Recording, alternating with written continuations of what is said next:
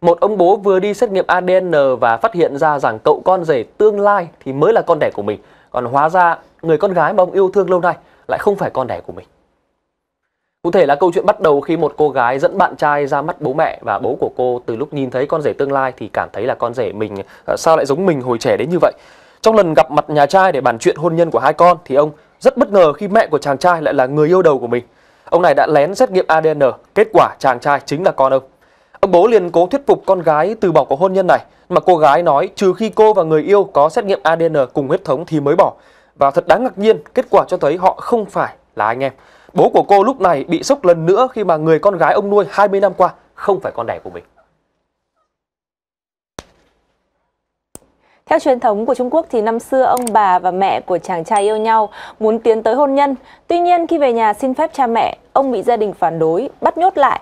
Đến khi ông quay về để tìm người yêu đã là nửa năm sau, lúc đó mẹ của chàng trai đã lập gia đình. Thời đó các phương thức liên lạc khó khăn, người phụ nữ đã mang thai và nghĩ rằng chàng trai mình yêu thương đã bỏ rơi mình.